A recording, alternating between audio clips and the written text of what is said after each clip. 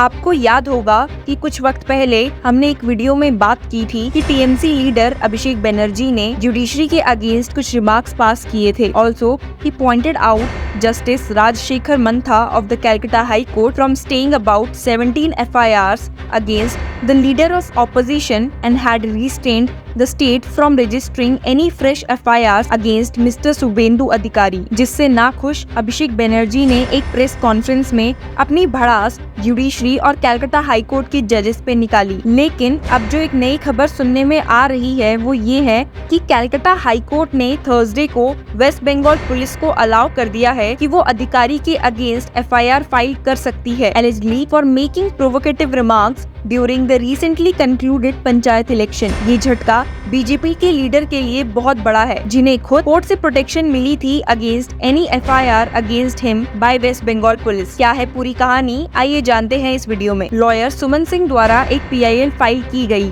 जिसमें ये क्लेम किया गया that from June 13 till July 8, Mr. Adhikari had made several provocative statements which predicated the situation. अधिकारी की तरफ से उनके काउंसिल ने सबमिट किया कि ये मैटर PIL का नहीं है and that the protection was given to Mr. Adhikari as petty cases including extortion of ₹5,000 were launched against him. उन्होंने कोर्ट को ये भी बताया कि अधिकारी पहले तृणमूल कांग्रेस के की लीडर थे और दिसंबर 2020 में बीजेपी के साथ जुड़ गए। उन्होंने ममता बनर्जी को 2021 असेंबली इलेक्शन में नंदीग्राम असेंबली सीट में हराया था। दोनों पक्षों को सुनने के बाद division bench of justice Indira Prasanna Mukherjee and justice Biswaroop Chowdhury ने कहा that the police would investigate the allegations of provocative comments against mister Adhikari and if the complaint was admissible the police could file an FIR। साथ ही उन्होंने ये भी कहा कि आर्टिकल 361 ऑफ द कॉन्स्टिट्यूशन के according only the president and the governor were protected in criminal cases और इस केस में the explanation of placing the accused above the president and the governor was not acceptable. The court, however, directed that the police could not take any strict action without the permission of the court against Mr. Adhikari. West Bengal में हम देख ही सकते हैं कि कितना political crisis चल रहा है, जहां पर एक पॉलिटिकल लीडर दूसरे पर आए दिन कुछ न कुछ रिमार्क्स और कमेंट पास कर रहा है। अब जब शुभेंदु अधिकारी पर कैलकाटा हाई कोर्ट का ये बदला हुआ रूप देखने को मिला तो उन्होंने भी अपना मूव दिखाया।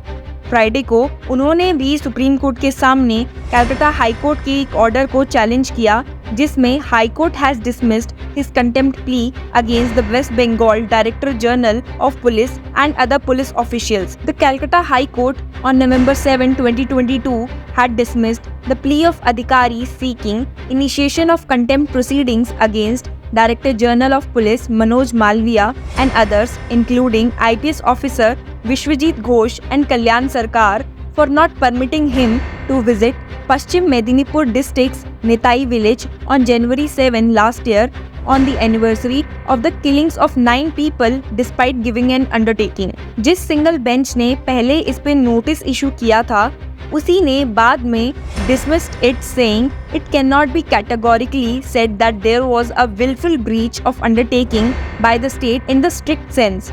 हाईकोर्ट का कहना था कि DGP को ऑटोमेटिकली लायबल नहीं बना सकते for the actions taken on the field by other alleged contemners।